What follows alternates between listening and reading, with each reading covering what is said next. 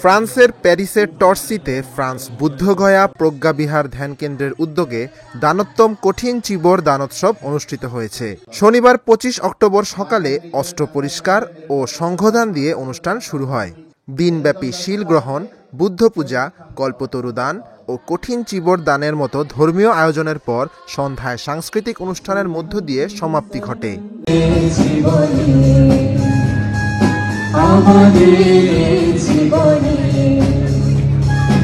অনুষ্ঠানে সভাপতিত্ব করেন ভদন্ত প্রজ্ঞাবংশ মহাথের, উদ্বোধন করেন ভদন্ত আনন্দ ভিক্ষু এবং দেশনা দেন ভিক্ষুণী গৌতমী। প্রধান অতিথি ছিলেন অধ্যাপক ডক্টর উপানন্দ মহাথের। এছাড়া ফ্রান্স, বাংলাদেশ ও নিউ ইয়র্কের বিভিন্ন বিহারের ভিক্ষুরা উপস্থিত ছিলেন।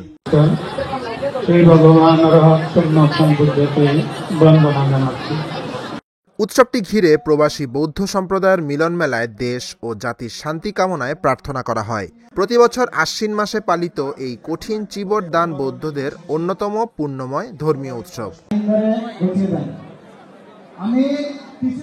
Dhaka journal, news desk.